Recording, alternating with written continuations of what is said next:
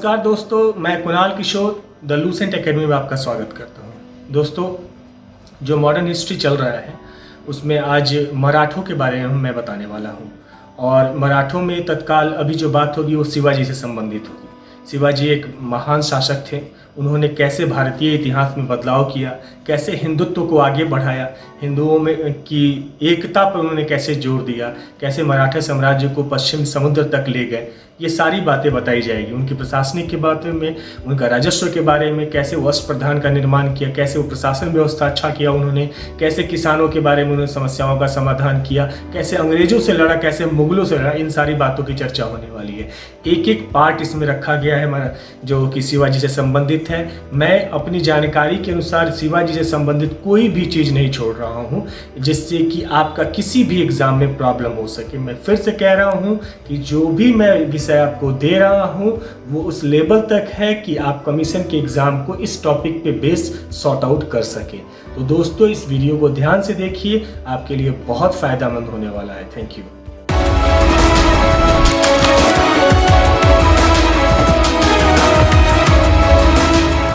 इससे संबंधित प्रश्नों को शुरुआत करते हैं। जो पहला प्रश्न है वो कहता है कि शिवाजी के आदि पूर्वज किस वंश के थे। शिवाजी के आदि पूर्वज किस वंश के थे।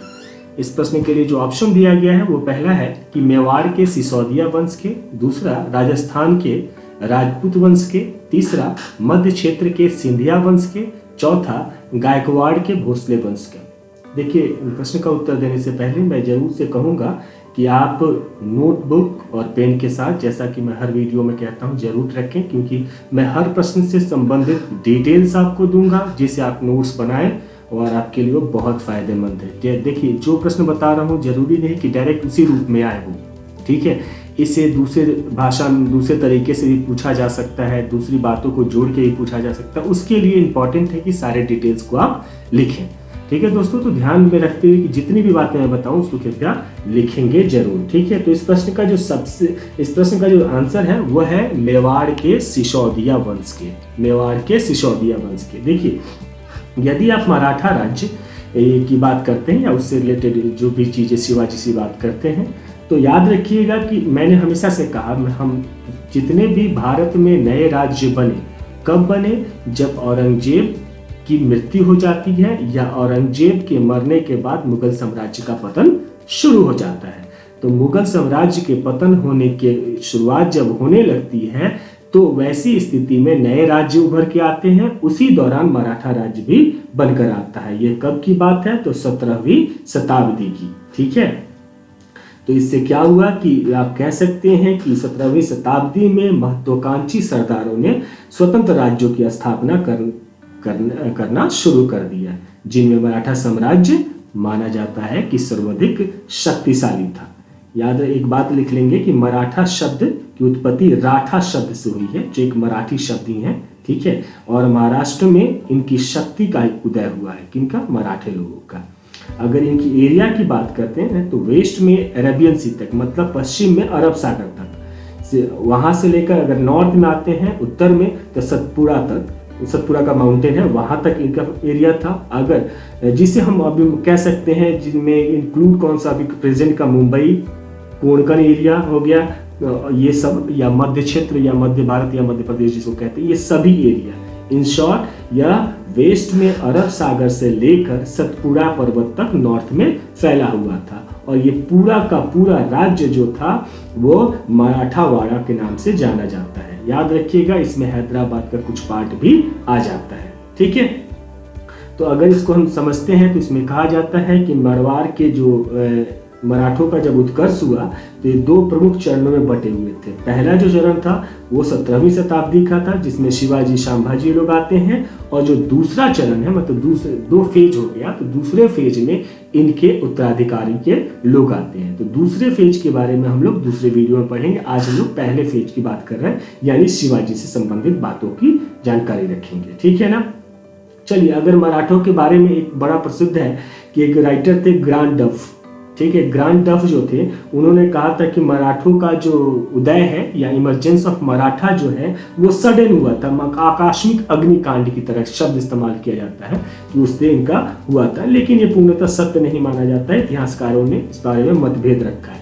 क्योंकि उनका मानना था कि मराठों की जो भौगोलिक स्थिति थी, मराठों को ऐसा बना दिया। और मराठों की भौगोलिक स्थिति का मतलब मेरा कहने का है, महाराष्ट्र की जो भौगोलिक स्थिति थी उसके कारण ऐसे ये लोग हुए थे।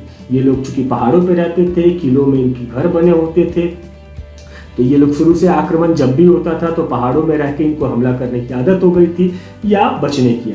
ये लोग प्रायः गुरिल्ला वार में एक्सपर्ट हुआ करते थे, छुप के हमला करने में, खुले मैदान में नहीं लड़ते थे। यदि आप ध्यान से देखें तो औरंगजेब यानी आप क्या कह सकते हैं कि मुगल के साम्राज्य के जो भी सैनिक थे उनको खुले में लड़ने की आदत थी, और ये लोग पर्वतों पर रह के लड़ते थे। ठीक है, तो ये बड़ा अंतर था। ठीक है, जब भी औरंगजेब की सेना या मुगल की सेना उन पर हमला करती थी तो वैसी स्थिति में उनकी सेना को बड़ी कठिनाई होती थी। ठीक है, अगर इस एरिया की दूसरी भौगोलिक स्थिति को देखें तो यहाँ पे वर्षा जो है, रेनफॉल लीस्ट होता था, बहुत कम होता था, न्यूनतम वर्षा। किसके कंपैरिजन में? मतलब खेती के लिए, खेती की सरलता नहीं थी, उपज कमी थी। ठीक है, तो जब उपज कम होती है तो वहाँ के लोग धनहीन होते हैं, मतलब गरीबी रहती है। ठीक है, तो ऐसी स्थिति में उनका जीवन सिंपल था। ठीक है, और इस कारण उन्हें कठिनाई सहने की आदत हो गई है। तो ये एक हिस्टोरियन है जिसकी चर्चा मैं बार बार करता हूँ, मॉडर्न हिस्ट्री में उनका नाम बहुत आता है, जदुनाथ जी। जदुनाथ जी ने कहा था कि प्रकृति ने मराठों में आत्मविश्वास, साहस, सहिष्णुता, सादगी, स्पष्टवादिता और सामाजिक एकता कूट कूट कर भर दिया था। मतलब अकॉर्डिंगली जियोग्राफिकल कंडीशंस, ये सारी चीजें उनमें खुद ब खुद डेवलप हो गई थी। आप समझ रहे हैं मेरी बात को, मैं क्या कहना चाहता हूँ? ठीक है, तो इस कारण से ऐसा हुआ था कि वो लोग लड़ाकू हो गए थे।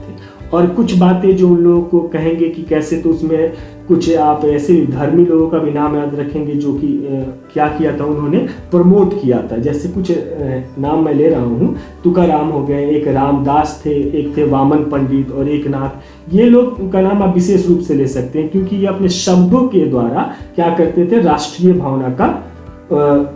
भावना लोगों में जगाते थे। ठीक है, तो आप समझ रहे हैं कि कैसी सारी बातें, चीजें चल रही हैं। तो ये सारा चीज मैंने मराठों के उत्कर्ष के बारे में बताया कि मराठा कैसे आए, कैसे शक्ति उनकी उत्पन्न हुई, कैसे वो लड़ाकू हो गए, क्या उनकी भौगोलिक दृष्टि थी। तो यदि मराठों की प्रारंभिक इतिहास पे नजर डालेंगे तो शिवाजी के पूर्वज जो थे, जिसको प्रश्न आपसे पूछा गया है, सिसोदिया वंश से थे। 1303 में अलाउद्दीन आक्रमण के समय सज्जन सिंह या सुजान सिंह महाराष्ट्र से भाग गए थे, और शिवाजी के पिता शाहजी थे जो कि मालोजी के पुत्र थे, और मालोजी लखूजी जादव के अंगरक्षक थे। बाद में अहमदनगर सुल्तान के संरक्षण में चले गए, और अहमदनगर के जो वजीर थे वो मलिक अंबर ने उन्हें सेना में रखा था। तो ये सब बातें जो थी इन्हीं से संबंधित थी। ठीक है, शिवाजी के पूर्वजों से संबंधित थी। चलिए अगले प्रश्न की तरफ चलते हैं। जो अगला प्रश्न है, कहता है कि शिवाजी के जीवन संबंधित कथनों पर विचार करें।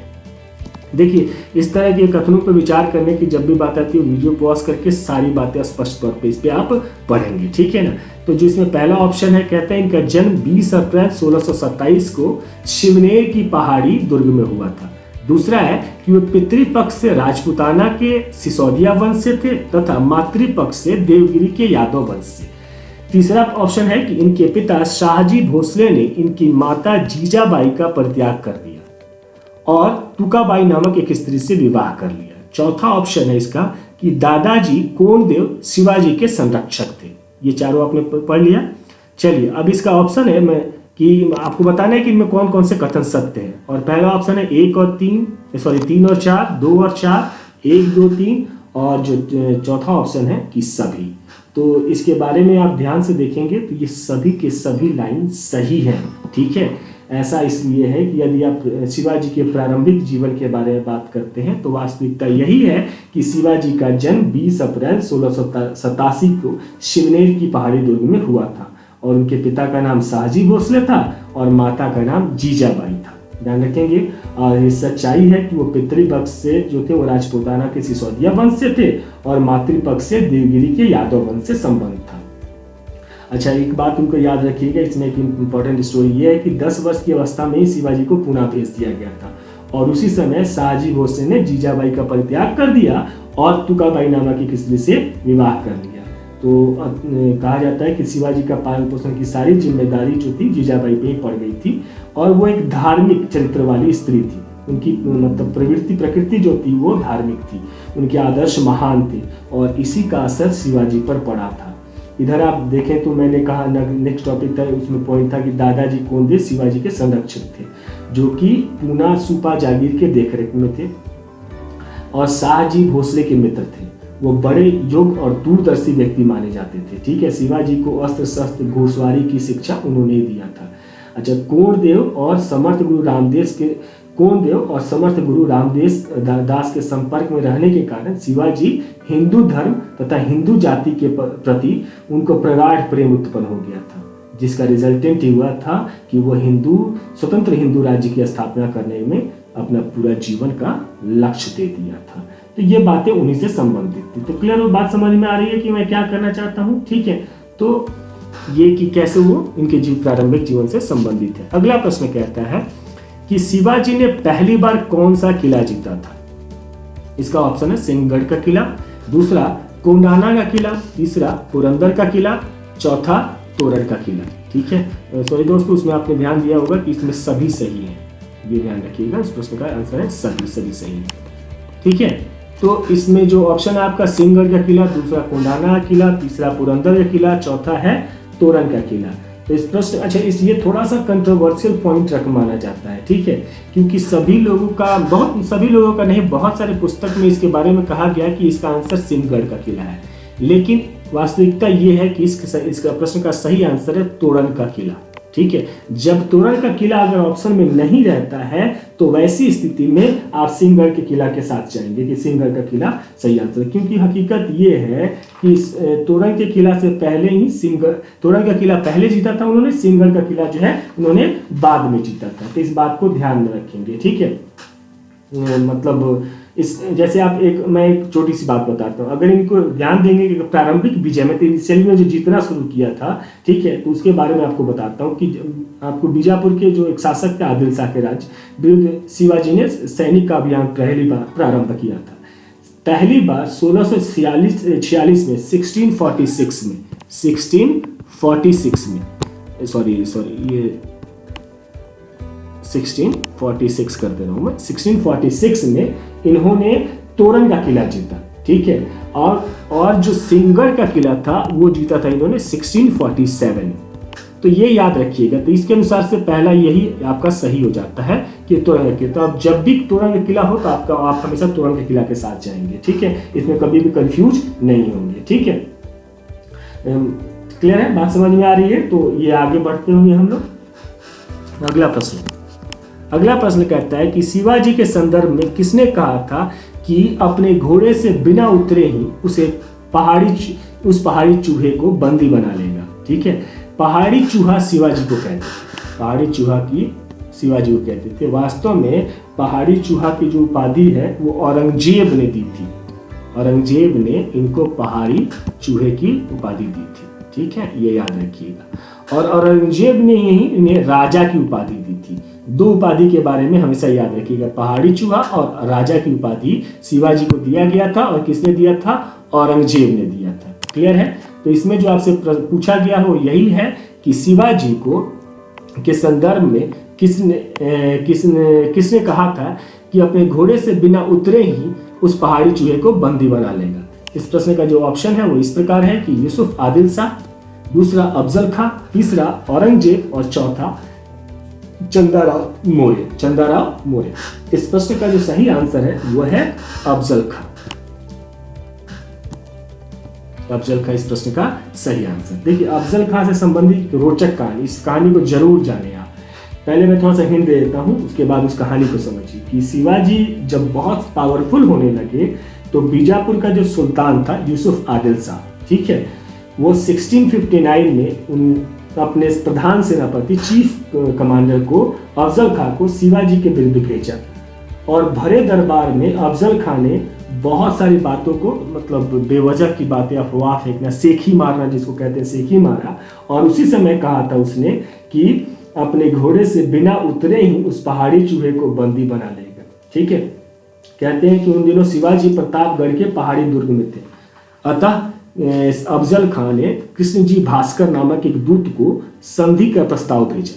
ठीक है, उन्हीं के हाथ से कृष्ण जी भास्कर के नाम से किसको शिवाजी को भेजा।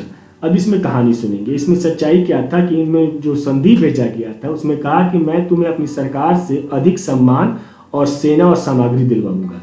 यदि तुम दरबार में उपस्थित होगे तो तुम्हारा स्वागत होगा, यदि तुम वहां उपस्थित होना ना चाहोगे तो तुम्हें मुक्त कर दिए जाओगे। ठीक है।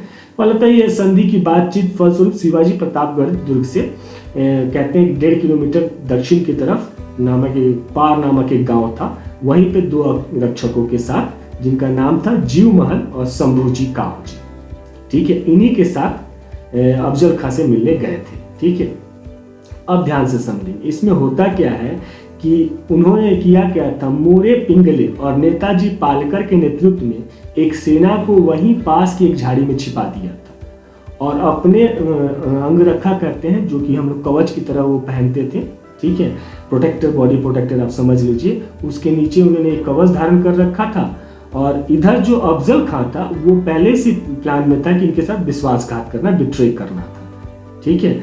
और जैसे वहां पर जब दोनों एक जगह पहुंचते हैं, जो जगह का नाम होता है कि पार नामक एक गांव था, वहां जब वो पहुंचते हैं, ठीक है, तो एक दूसरे से गले मिले और जैसे गले मिलते हैं तो अफजल खां ने शिवाजी को दबाकर तलवार से मारना चाहा। शिवाजी तो पहले से ही तैयार थे।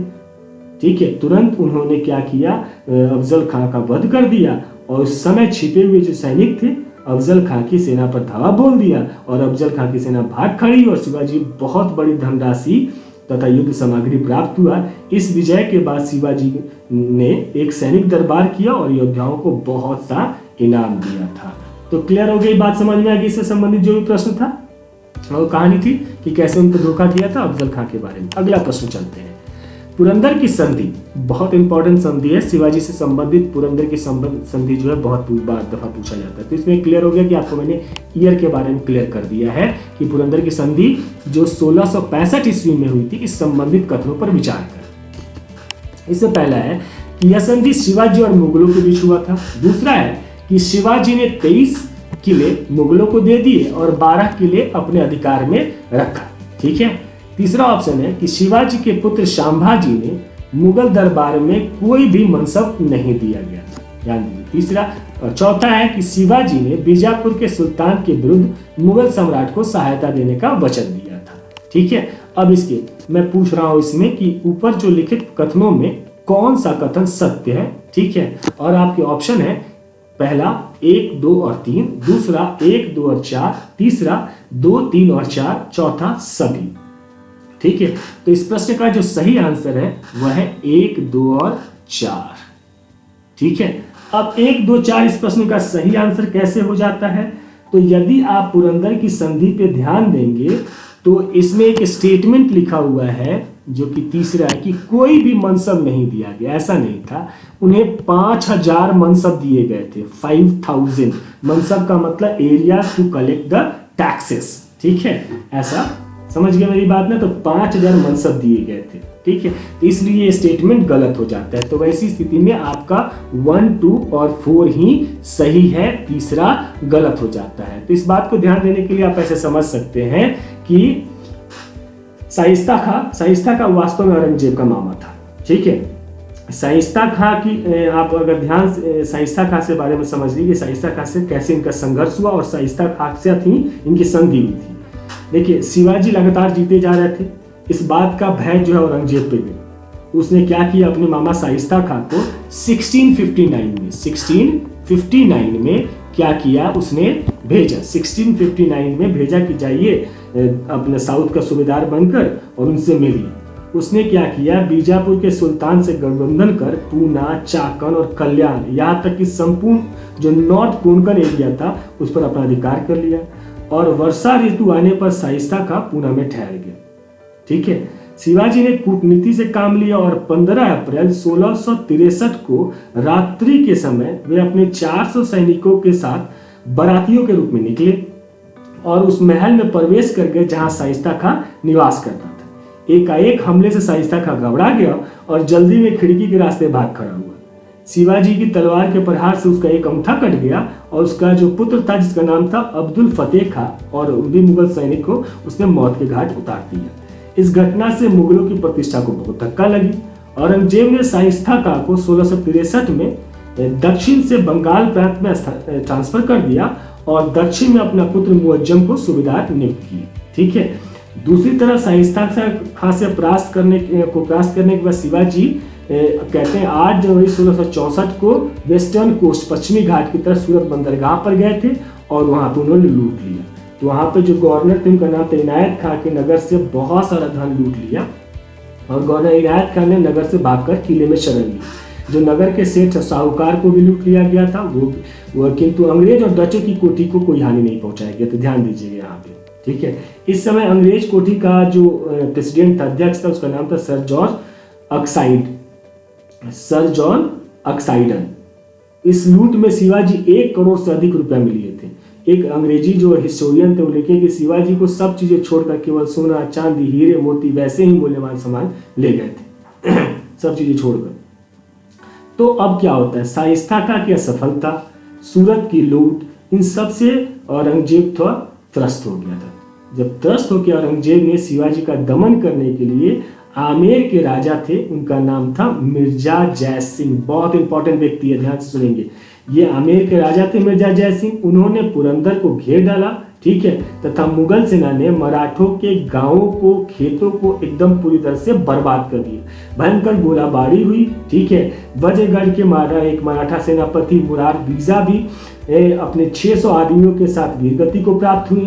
फलतः इसका रिजल्टेंट क्या होता है कि शिवाजी को जय सिंह के सामने आत्मसमर्पण करना पड़ा और बातचीत के परिणाम स्वरूप दोनों के बीच 22 जून 1665 जून 1665 को क्या हुआ, उनके बीच में पुरंदर की संधि हुई। और इस संधि के तहत बताया था मैंने आपको कि 23 किले मुगल को दे दिए गए, 12 किले उन्होंने अपने अधिकार में रखा। उनके संभाजी जो उनके पुत्र थे उनको 5,000 मनसब दिया गया।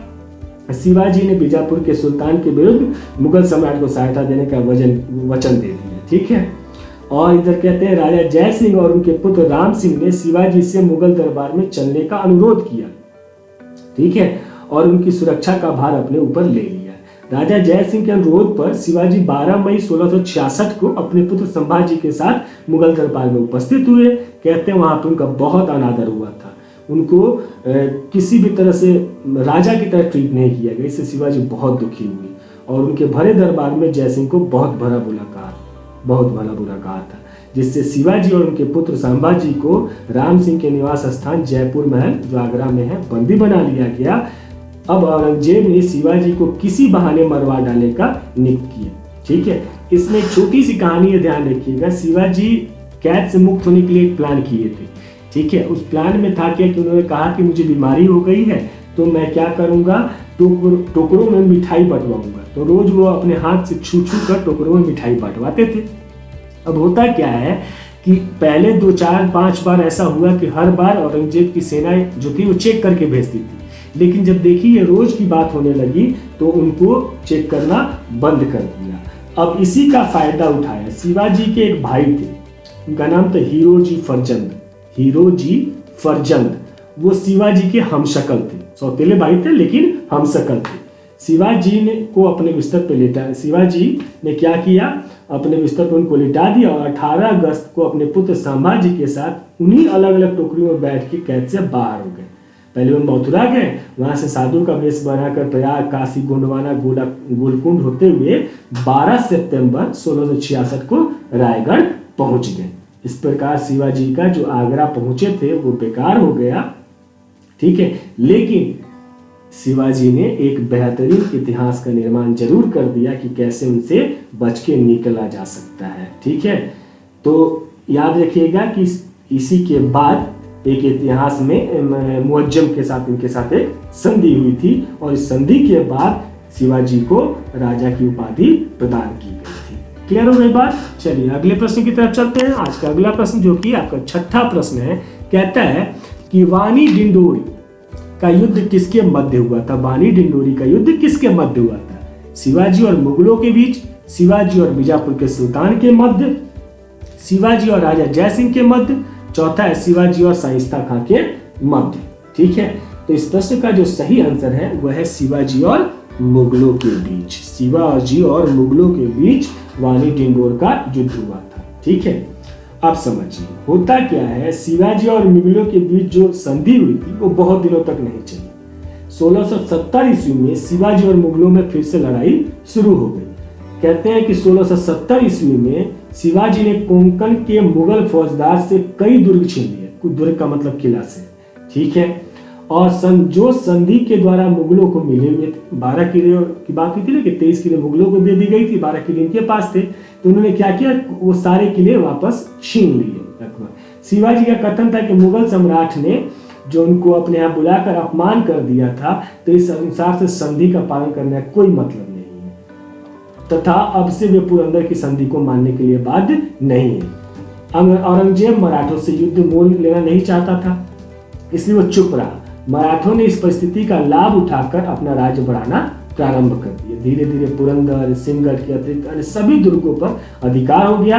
उन्होंने दक्षिण के मुगल प्रांतों से चौथ और सरदेश मुखी नामक कर वसूलना प्रारंभ कर दिया। ठीक है, ये चौथ और सरदेश मुखी कर क्या है, मैं इसके बारे में आपको बताऊंगा आगे। ठीक है, और इसमें एक जो आपको याद रखना है कि इंपॉर्टेंट है, जिसपे रिसेंटली एक मूवी भी आई थी तानाजी, ठीक है, जिसमें वो किस किले की बात हो रही है, अजय देवगन की एक मूवी थी, ठीक है, जिसमें शिवाजी के बताया गया, तो वो सिंहगढ़ का किला था। ठीक है, तो शिवाजी जब सिंहगढ़ किला लेने का प्रयास किए, तब तानाजी के नेतृत्व में अर्धरात्रि आधे रात में सिंहगढ़ पर आक्रमण किया।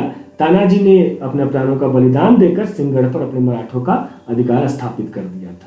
ठीक है, उसके बाद नीलोपंत मजुमदार के नेतृत्व में मराठों ने पुरंदर का दुर्ग किला भी जीत लिया। इस तरह से बहुत सारे को जीत लिए गए। ठीक है ना, तो अंत में अगर बैठते हैं तो आगे बढ़ते हैं हम लोग, तो देखते हैं कि दूसरी बार भी ये सूरत में इन्होंने सूरत को लूटा। अगर आपसे कभी पूछा जाता है कि सूरत को शिवाजी ने कितनी बार लूटा है, तो सूरत को शिवाजी ने 2 बार लूटा है। ठीक है, दूसरी बार भी लूटा। और सूरत से लौटते हुए मार्ग में शिवाजी ने मुगल सेना को दाऊद खां और इखलास खां के नेतृत्व में थी, उसको बुरी तरह से पराजित किया। इसी युद्ध स्थल का, ये जो युद्ध स्थल था वो कंचन मंचन का दर्रा था, पासेज ऑफ कंचन मंचन।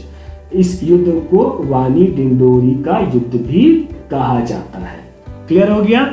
ठीक है, जो रास्ते में लौट रहे थे, जब पासेज थे कंचन मंचन का पासेज, ठीक है, उसके पास इन्होंने क्या किया, जब मुगल सेना को क्या जो दाऊद खां और इखलास खां को हरा दिया, ठीक है, तो उसी युद्ध को हम लोग वानी डिंडोर के युद्ध के नाम से जानते हैं। क्लियर है?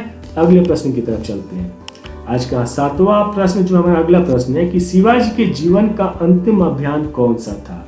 ठीक है, तो इस प्रश्न का जो ऑप्शन आपके सामने है, कर्नाटक का आक्रमण, दूसरी बार सूरत का लूट, सिंहगढ़ का किला का विजय, और चौथा है पनहाल का विजय। ठीक है, तो इस प्रश्न का जो सही आंसर है वो है कर्नाटक पर आक्रमण। कर्नाटक पर जो इन्होंने आक्रमण किया था, ठीक है, वही माना जाता है कि इनके जीवन का अंतिम युद्ध है। ठीक है, ध्यान दीजिएगा, इनका 2 बार अभी राज्याभिषेक हुआ था, एक इनकी माता के मरने के बाद इनके, और तो अगर थोड़ा सा राज्याभिषेक के बारे में मैं आपको बता देता हूँ कि शिवाजी हिंदू पद पादशाही एक टाइटल लिया उन्होंने, और इसी टाइटल का आदर्श राज्याभिषेक के बिना पूर्ण होना संभव नहीं था। ये टाइटल जो उन्होंने लिया था, इस टाइटल को लेने के लिए उन्होंने क्या किया, राज्याभिषेक कराने का निश्चय किया। तो 6 जून 1674 में 6 जून 1674 को शिवाजी ने काशी के एक प्रसिद्ध विद्वान थे श्री गंगा भट्ट, उनसे राज्याभिषेक कराया और छत्रपति की उपाधि ले ली। ठीक है, और कहते हैं कि पत्नी सोयराबाई जो कि राजमहसी घोषित कर दी गई, मतलब उनकी पत्नी थी। शिवाजी ने बहुत सारी शादियां की थी। ठीक है, याद रखेंगे इस बात को। ठीक है, छत्रपति की उपाधि दी और उसके बाद सोयराबाई जो थी उन्होंने राजमहसी की घोषित कर दिया। इसी अवसर पर श्री शिवाजी छत्रपति सोने और तांबे के सिक्के जारी किए थे और नया संवत जारी किया था। ठीक है, किंतु 17 जून 1674 को शिवाजी की जो माता थी जीजाबाई मर जाती है, जिस कारण शिवाजी को दूसरी बार राज्याभिषेक हुआ। इसलिए मैंने कहा उनका 2 बार क्राउनिंग हुआ था, 2 बार राज्याभिषेक हुआ था। ठीक है, दूसरी बार राज्याभिषेक 24 सितंबर 1674 को हुआ था, जिनमें एक तांत्रिक ने भाग लिया था और तांत्रिक विधि से कराया भी गया था। वो कांची के निश्चलपुरी गोस्वामी थे, ठीक है, उन्होंने ही कराया था। तो राज्याभिषेक जब हो गया तो उन्होंने फिर से अपना विजय अभियान शुरू कर दिया, ठीक है। और क्या किया इन्होंने, शिवाजी ने मुगल सेनापति बहादुर खां के शिविर पर आक्रमण किया, जहां से इनको 9 करोड़ रुपए के अतिरिक्त 200 उच्च कोटि के घोड़े भी मिले थे। उसके बाद बीजापुर के कोल प्रदेशी पर आक्रमण किया और आक्रमण करते चले गए, ठीक है। तो अगर इसी आक्रमण की बात करते हैं तो 1676 ईस्वी में कल्याण पर आक्रमण किया, किंतु शिवाजी इनमें बुरी तरह से पराजित। मुगलों ने कल्याण पर आक्रमण किया मुगल ने, किंतु शिवाजी ने बुरी तरह से पराजित किया। शिवाजी का अंतिम और उसके जीवन का सबसे बड़ा अभियान जो था वो कर्नाटक पर आक्रमण था, जिसका टाइम याद रखेंगे 1677 से लेकर 1678 तक ये टाइम था। इसी समय इनका ये सबसे बड़ा था और जिनके जीवन का अंत था। इसमें बेल्लौर, तंजौर और जिंजी, ठीक है, जिंजी नाम आता है प्राय जब प्रश्न पूछे जाते हैं तो उसमें जिंजी का किला, अंतिम अभियान में जिंजी का किला ऑप्शन रहता है। तो उस समय 3 किलो पर इन्होंने आक्रमण, नगर थे बेसिकली, 3 किलो पे नगरों पर आक्रमण किया था, बेल्लौर, तंजौर और जिंजी। 1678 ईस्वी में शिवाजी ने जिंजी के किले को जीता, जो कि इनकी अंतिम विजय थी। तो याद रखिएगा युद्ध का में कर्नाटक का हो गया और अंतिम विजय कौन था, तो जिंजी थी, जिंजी, ठीक है। जिंजी का किला इन्होंने अंतिम बार जीता था, ठीक है। और जिंजी के किला को उन्होंने दक्षिण भारत की राजधानी भी बनाई थी, ठीक है। शिवाजी का संघर्ष जंजीरा टापू पर के जो अभिशनाई सदियों में हुआ था उस पर अधिकार करने के लिए नौसेना का भी निर्माण किया था, परंतु वो पुर्तगाली से गोवा और कहते हैं कि सिदियों से चौल और जंजीरा नहीं छीन सके थे। शिवाजी के अंतिम दिन सुखद नहीं थे, याद रखेंगे। संभाजी का व्यवहार उनके लिए ठीक नहीं था, जिससे वो दुखी थे। संभाजी उनके पुत्र का नाम है, ठीक है। 1678 में संभाजी दक्कन के मुगल सूबेदार दिलेर खां से जाकर मिल गए थे। लगभग 1 वर्ष बाद वो मराठा वापस आए थे। उनके दूसरे पुत्र का नाम था राजा राम, जो कि टीन एज में थे, अल्पवयस्क थे। 2 अप्रैल 1680 को शिवाजी को ज्वर यानी फीवर हो जाता है और 13 अप्रैल 1680 को उनकी मौत हो गई। इसमें एक इम्पॉर्टेंट बात है, जैसे मैंने बताया था कि शिवाजी की कई पत्नियां थी, लेकिन शिवाजी के मरने के बाद पुतली बाई, याद रखेंगे, पुतली बाई ने सती कर लिया था। सती समझते ना, पति के साथ जल के खत्म हो जाना, अपने आप को सती कर लिया था। तो ये इंपॉर्टेंट है। चलिए अगला प्रश्न जो है आज का वह है 8वां प्रश्न। 8वां प्रश्न कहता है कि शिवाजी के प्रशासन संबंधित कथनों पर विचार करें, ठीक है। तो मैं कहूंगा कि जरूर से अच्छे से इसको पढ़ेंगे। शिवाजी की प्रशासनिक व्यवस्था अधिकांशतः दक्षिण राज्यों, साउथ के स्टेट्स और मुगल की प्रशासनिक व्यवस्था से प्रभावित थी, मतलब जो मुगल के एडमिनिस्ट्रेटिव सिस्टम थे उससे इंस्पायर्ड थे वो। दूसरा ऑप्शन कहता है कि शिवाजी का प्रशासन अष्टप्रधान अर्थात 8 मंत्रियों के एक परिषद द्वारा चलाया जाता था। तीसरा ऑप्शन कहता है प्रशासनिक व्यवस्था का शीर्ष छत्रपति होता था। चौथा ऑप्शन कहता है कि मंत्रियों से परामर्श लेने के लिए शिवाजी बाध्य थे। इनमें कौन सा कथन सत्य नहीं है? तो पहला ऑप्शन है इसमें 1 और 2 सत्य नहीं है, दूसरा 2 और 3 सत्य नहीं है, तीसरा 3 और 4 और चौथा है केवल 4। तो इस प्रश्न का जो सही आंसर है केवल 4, केवल 4, यानी शिवाजी मंत्रियों से परामर्श लेने के बाध्य थे नहीं थे, वो बाध्य नहीं थे, क्योंकि छत्रपति शिवाजी का ही टाइटल था और वो सबसे शीर्ष में थे। हाँ, इसमें ये जो आया अष्टप्रधान 8 मंत्रियों का, इसके बारे में पूछा जाता है कि अष्टप्रधान की किससे संबंधित है, तो हमेशा याद रखेंगे कि ये शिवाजी से संबंधित है। शिवाजी की अगर प्रशासनिक सेवा की बात करते हैं कि कैसी व्यवस्था रखे थे उन्होंने, तो उन्होंने कहा जाता है कि उन्होंने 2 भाग में बांट दिया था। एक स्वराज जो मुल्क के कादिम, जिसमें महाराष्ट्र, कर्नाटक और तमिलनाडु का हिस्सा शामिल था, और दूसरा भाग था वो अनिश्चित क्षेत्र था, जो कि वैधानिक रूप से मुगल साम्राज्य के अंतर्गत आता था, मतलब लीगली मुगल साम्राज्य था, लेकिन उसको भी अपने एरिया में इन्होंने रखा था। परंतु वहां से वो चौथ वसूलते थे। चौथ का मतलब कर से। मैं कह रहा हूं कि लास्ट में आपको बताऊंगा कि चौथ क्या होता है, ठीक है। अब आइए, शिवाजी का जो प्रशासन था वो अष्टप्रधान था, जिसमें मैंने बताया कि आपको 8 मंत्रियों का एक परिषद द्वारा था। अष्टप्रधान में प्रत्येक मंत्री अपने विभाग का हेड होता था और मंत्री जो शिवाजी के उच्च सचिव के समान कार्य करते थे, लेकिन याद रखिएगा शिवाजी उनसे परामर्श लेने के बाध्य नहीं थे, क्योंकि कोई और याद एक और इम्पोर्टेंट बात, कोई भी पद जो था ना अनुवांशिक नहीं था, डायनेस्टिकल जनरेशन वाइज नहीं चलता था कि पिता अगर मंत्री है तो वो भी उनके होंगे। ठीक है, इस 8 पदों में याद रखिएगा, पहला पेशवा, पेशवा का मतलब प्राइम मिनिस्टर से है, वो प्रधानमंत्री होता था। ठीक है, जो कि सभी कार्यों का देखभाल करता था। इन एब्सेंस ऑफ राजा, वो राजा की तरह भी देखभाल करता था, वो चाहे तो डॉक्यूमेंट्स पे मुहर लगा सकता था, साइन कर सकता था। ठीक है, सरकारी पत्रों पर। उसका दूसरा जो अष्ट प्रधानमंत्री थे वो थे अमात्य, यानी मजूमदार, यानी वो टैक्स कलेक्टर, आप क्या समझ सकते हैं, फिनांस मिनिस्टर। जैसे प्राइम मिनिस्टर है वैसे ये अमात्य का मतलब फिनांस मिनिस्टर थे, यानी फिनांस के सारे कार्य करते थे, सारा लेखा जोखा थे। और शिवाजी के अमात्य का नाम था रामचंद्र पंत। रामचंद्र पंत, ये पूछा हुआ प्रश्न है कि उनके फिनांस मिनिस्टर, यानी आपसे फिनांस मिनिस्टर करके नहीं पूछा जाएगा, अमात्य करके पूछा जाएगा। ठीक है, कौन थे, तो रामचंद्र पंत थे।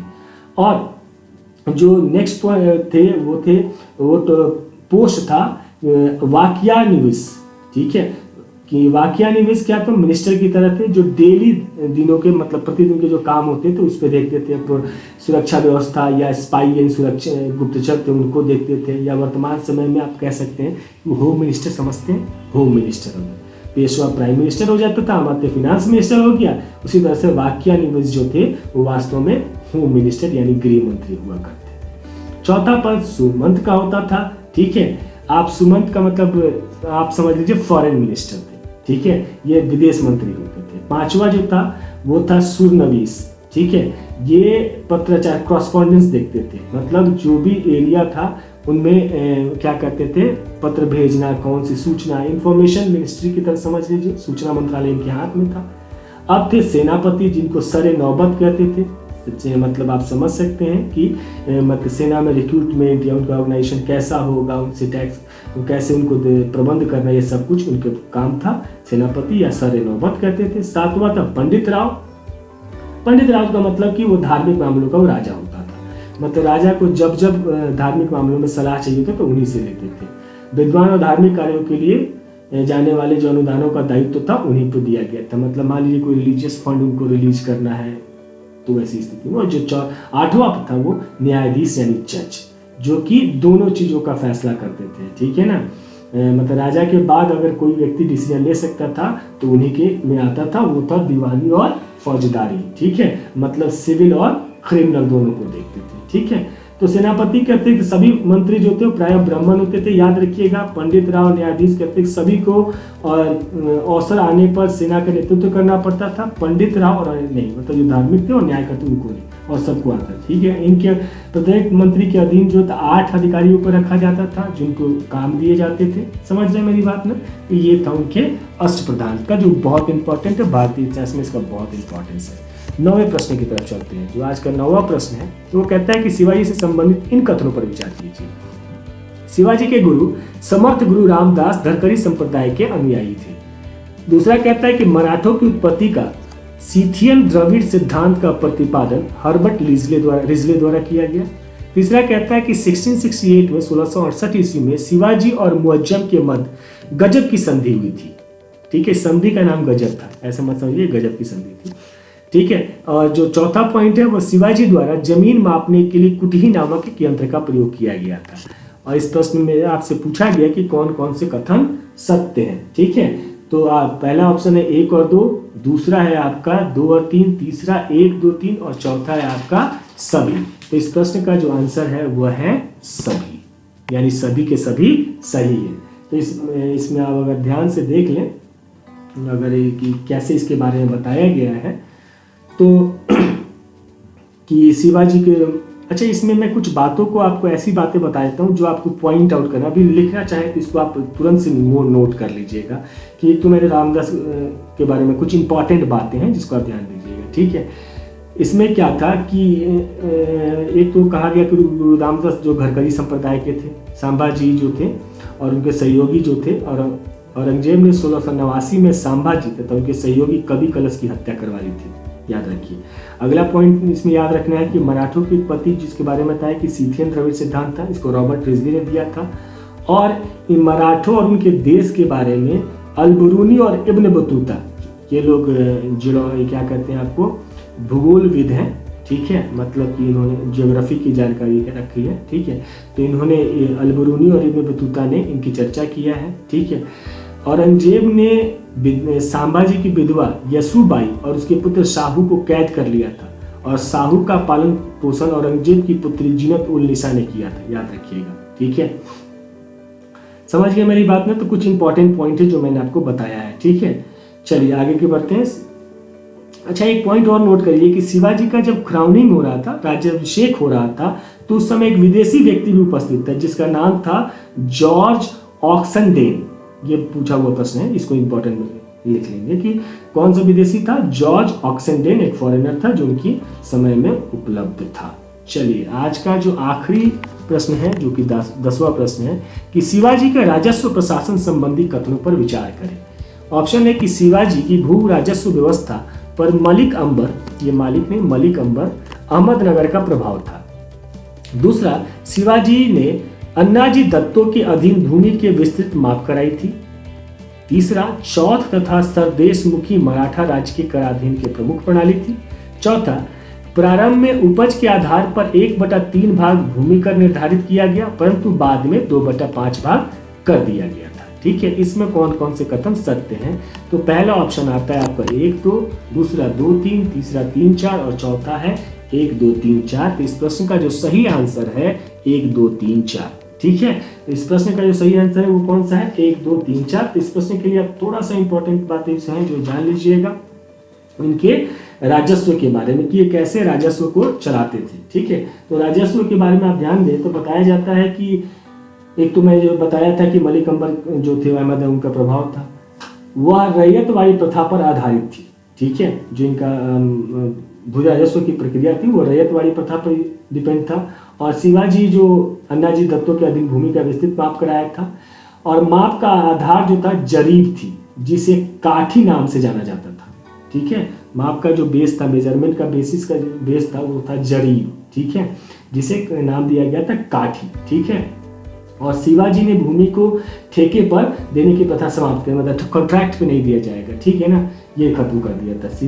और क्या किया था, उत्पादन का अनुमान लगाया किसानों से, मतलब जो प्रोडक्शन वैल्यू था उसी के आधार पर वो टैक्स कलेक्ट करते थे, ठीक है। जो कि मैंने बताया कि इनिशियली 1/3 थे, बाद में इसको 2/5 यानी लगभग 40% कर दिया गया। लेकिन जब ये 40% किया गया था, इसमें लोकल टैक्स ये सब माफ कर दिए गए थे, ठीक है। बंजर भूमि पर कर नहीं लिया जाता था। राजस्व हमेशा नगद या वस्तु के रूप में चुकाया जाता था। नगद मतलब कर आप समझते हैं, और वस्तु का मतलब कोई भी बार्टर सिस्टम जैसा कोई भी वस्तु इंपॉर्टेंट दे दिया जाता था। तकावी ऋण की चर्चा मैं पिछले वीडियो में कर चुका था कि तकावी ऋण स्टार्ट कराया गया था। तकावी ऋण का मतलब क्या है कि किसानों को एडवांस कर्ज देना, ठीक है। तो एडवांस कर्ज देते थे ये भी, ठीक है, ताकि वो अपने व्यवहार भूमि पर खेती कर सके, ठीक है। इसमें मैंने कहा था कि चौथ और सरदेशमुखी के बारे में बताऊंगा। तो ये क्या था, चौथ और सरदेशमुखी मराठा राज्य के ये कराधान के प्रमुख प्रणाली थी। अगर इस पे ध्यान दें कि एक इतिहासकार थे रानाडे, उनके अनुसार चौथ जो था सैन्य कर था, आर्मी का टैक्स था। और सरदेसाई के अनुसार चौथ वो कर था जो एरिया जीतते थे वहां से ये कलेक्ट करते थे, ठीक है। अब यदि आप एक हिस्टोरियन है यदुनाथ, उनके बारे में बात करते हैं तो वो कहते हैं कि मराठा आक्रमण से बचने के एवज में जो भी लोग कर देते थे वो जीता हुआ जो भी कर्ज देते थे वो ही कहलाता था चौथ, ठीक है। चौथ विजित राज्यों के क्षेत्र से उपज का 1/4 1/4 लिया जाता था। अगर आप सरदेशमुखी की बात करें तो ये समझ लीजिए कि इनकम टैक्स के रूप में है, या आय का 10% या 1/10वां रूप उनको दिया जाता है।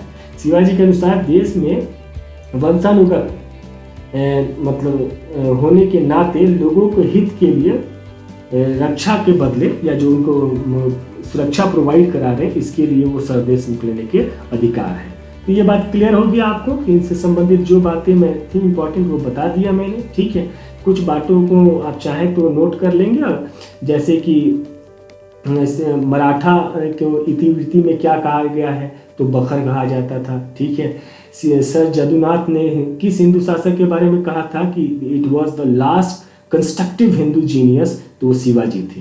मतलब शिवाजी को लास्ट कंस्ट्रक्टिव हिंदू जीनियस कहा गया है, मतलब एक बेहतरीन सोचने वाला व्यक्ति जिसके पास संरचनात्मक बुद्धि थी, वो शिवाजी थे, वो अंतिम हिंदू शासक शिवाजी थे। तो ये सब बातें आप जरूर से याद रखेंगे, ठीक है। और इसके बाद शिवाजी, आज के टॉपिक में मैंने शिवाजी बताया था। अब इसके बाद पेशवा आ जाता है, मतलब सक्सेसर ऑफ शिवाजी, क्योंकि शिवाजी के समय पेशवा के संबंध की बात नहीं थी। तो अगले टॉपिक में आपको मैं बताने वाला हूँ कि शिवाजी के जो उत्तराधिकारी थे, सक्सेसर थे, उन्होंने कैसे पेशवा पद को संभाला और कैसे अंग्रेजों से उन्होंने अपने आप को बचाया और अंग्रेजों से लड़ा। तो ठीक है दोस्तों, आज के लिए बहुत बहुत धन्यवाद। मिलते हैं अगले टॉपिक में। Thank you.